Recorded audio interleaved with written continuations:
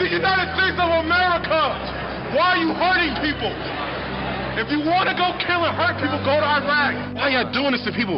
Y'all walk around in riot gear like this is a war. I saw them beating people, people that had nothing to do with anything, just grabbing people out the crowd. There's no honor in that. My mom, my father, everybody has served in Iraq, Afghanistan war. I did 14 months in Iraq. My father was in Afghanistan. My mother did a year in Iraq. We fought for this country. I don't come home. I'm in New York City. I am from New York City, and these cops are hurting people that I fought to protect. There's no reason for this. There's no honor in hurting unarmed civilians, and I won't let it happen. Have a good night. I served with Kilo Company, 3rd Battalion, 8th Marines as an automatic machine gunner. There's a term, once a Marine, always a Marine. But there's also the term, eat the apple, F the core. I don't work for you no more. What sort of training did you have as a Marine? I mean, were you given cultural awareness? This Republican-Democrat thing, all the world is a stage. Obama is a puppet. He reads the script, he's a teleprompter reader, that's his official job, he doesn't make any decisions. Strings? The powers that be that have the majority of power in this world are those that control the financial system. The financial crisis engineered by these same criminals who are the ultimate fraudsters of the world. The Federal Reserve, the European Central Bank, those are the real string pullers, that's real power. War is out of control, and those who are destroying this world by the fraud and deception is what's out of control. 9/11 was the false flag operation used to justify the invasion of Afghanistan. It is the ultimate deception, and it's done for a full spectrum dominance agenda, which is part of controlling this world by deception. And unless we as people stand up to these treasonous traitors and all of those people carrying out this stuff and the colluders, including the mass media and the politicians, we are going to continue to get this kind of deception. The individual is handicapped by coming face to face with a conspiracy so monstrous that he cannot believe it even exists.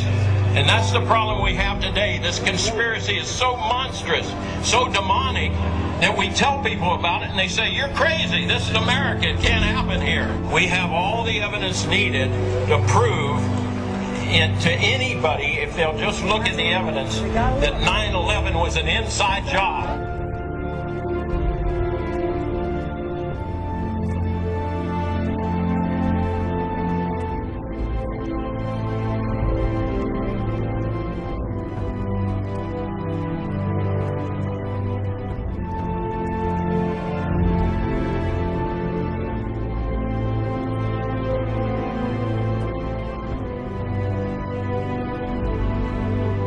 I wanted to fight in the war. I joined up, month out of training, I arrived in Baghdad, Iraq. We believed 9/11 was a lie. This is in 04. Every soldier served believed 9/11 was a lie. We thought the people would expose the lie, know the war's a lie, and bring us home. I'm outraged at what is going on. Again, they're using this idea of patriotism and honor. That's bullshit. This war is not about honor. This war is about profiteering. This war is about money.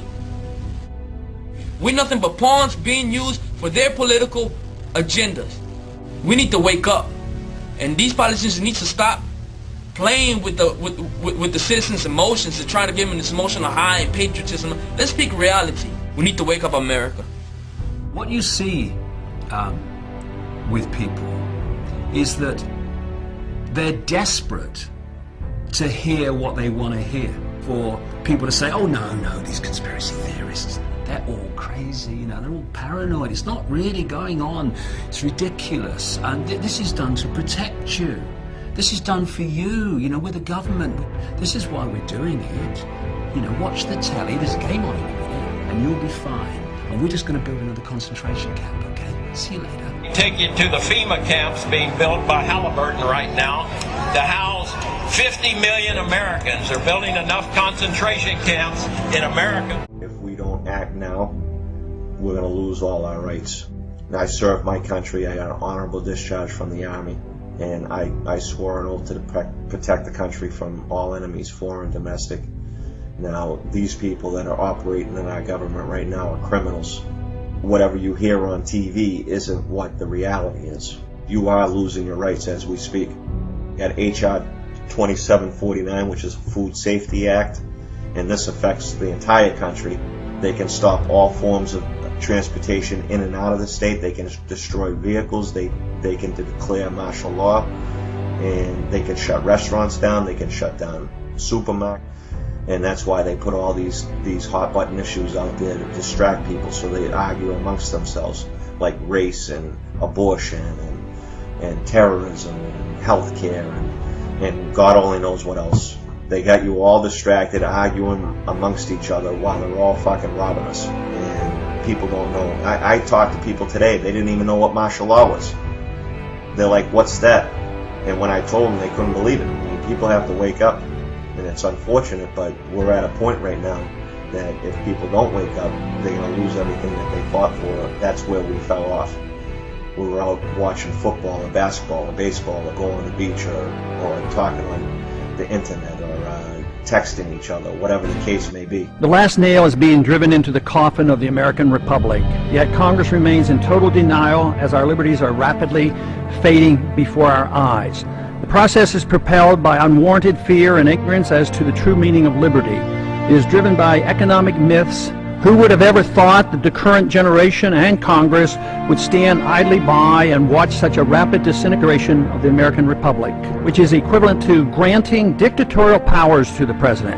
Our presidents can now, on their own, order assassinations, including American citizens, enforce indefinite imprisonments without due process, treat all Americans as suspected terrorists. It appears that the fate of the American Republic is now sealed.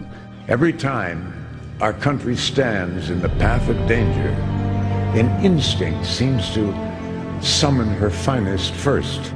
It's always the patriots who first hear the call. When loss of liberty is looming, as it is now, the siren sounds first. When ordinary hands can possess such an extraordinary instrument, that symbolizes the full measure of human dignity and liberty. That's why those 5 words issue an irresistible call to us all. So as we set out this year to defeat the divisive forces that would take freedom away, I want to say those fighting words for everyone within the sound of my voice to hear and to heed. From my cold, dead hands,